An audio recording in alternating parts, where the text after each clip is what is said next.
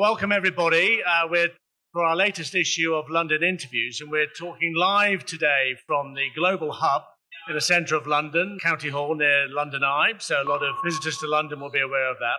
I'm delighted today to be speaking to Emile Hoogsteden, who is the CEO of SOHAR Port. Now, Emile, welcome to London International Shipping Week. Welcome to the Global Hub. A lot of people here. I think we've got 2,000 registered today coming in, which is amazing. Give me your sort of impressions, first of all, on London International Shipping Week. You've been here a couple of days now. What's your sort of feeling about it? It is impressive. I cannot find another word. The amount of people, but not only the amount of people from every corner of the world. Yeah. You see that the whole world of shipping is gathered this week in London. And everybody is just walking around, as we say in Dutch, in the wild. And it's very easy to make contact, to get into discussions, to meet people, to exchange ideas. So it's a very, very good event, from what I've seen so far, and I've only been here for 2 days. Brilliant, brilliant. I think we've, by developing the Global Hub here, we're delighted to have SOHAR involved in here. Thank you very much for your support for our stuff, and we'll come on to that in a second. Having the Global Hub here, we can have that concentration of all the international delegations coming in, because shipping is all about collaboration, isn't it? So, how important is collaboration to you, SOHAR, to the Omanis? Because it's about working with your partners around the world as well, isn't it? Exactly.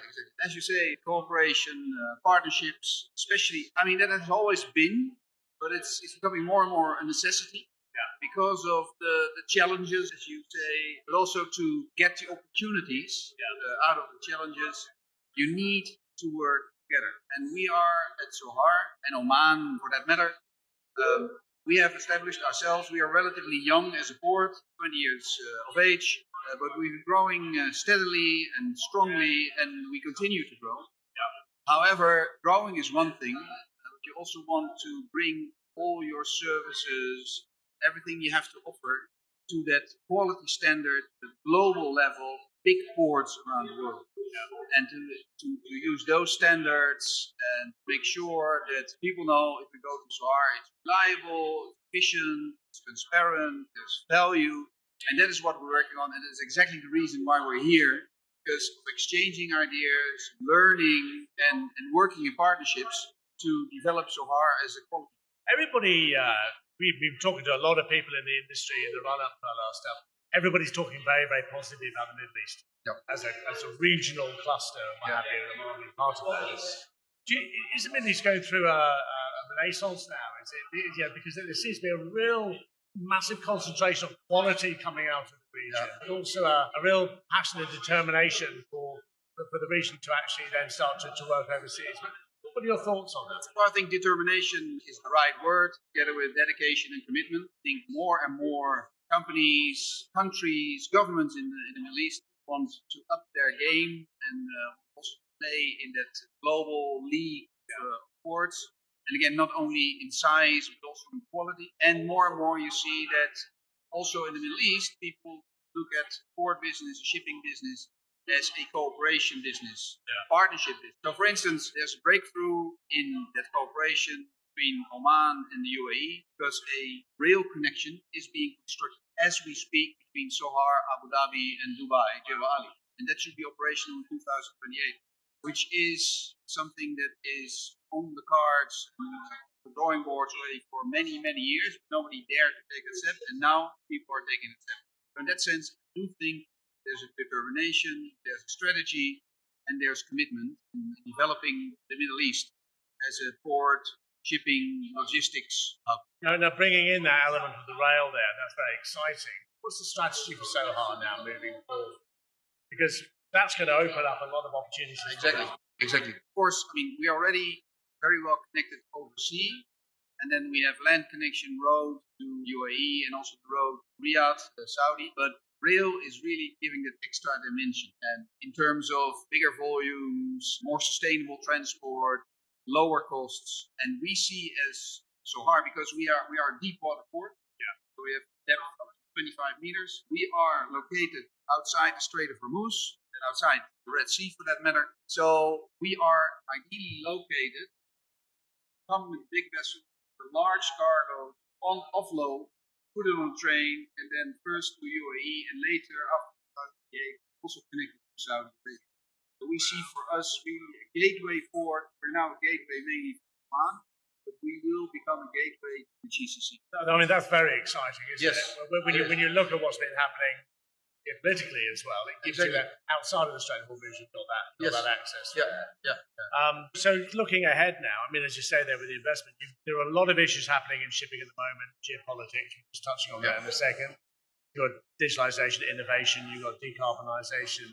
Give me some sort of thoughts on how SOHAR is actually embracing these areas, because there are opportunities, aren't there, when you look at maybe using and harnessing the powers of innovation, like using digitalization a lot in the ports. Absolutely. As I said earlier in my speech, we aim to be the best port in the region, not the biggest, with most of the volumes, whatever, but the best port in everything we do, in quality, and like I said before, efficiency, transparency, customer value. But in order to get there, of course, you need a world-class infrastructure, which we have. You need good connectivity, which we have.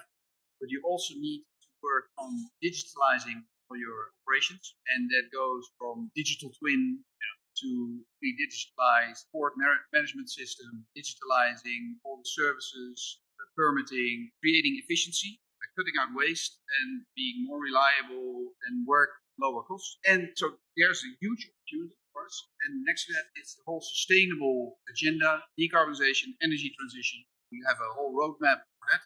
Develop, for instance, the e-fuels or low carbon fuels. We have already huge investment from Total Energies in our port to build an LNG plant, bunkering LNG, and it is a low carbon LNG because the plant will be completely fired up by solar electricity. So 100% renewable run plant. And we are developing our biofuel solution already. We're using biofuel for our tugs. Plan to build a biofuel refinery in our port. And of course, Oman is at pole position for development of renewables and green hydrogen. So on the back of that, we will also develop the e-fuels, methanol, and ammonia. So you're really focusing in on those areas. Yes. So, and the bunkering side is very important. Jerry just around the corner from. You see SOHAR being, growing up, developing and strengthening your. Absolutely. And again, Fujairah is there. Fujairah is big. And they will stay big.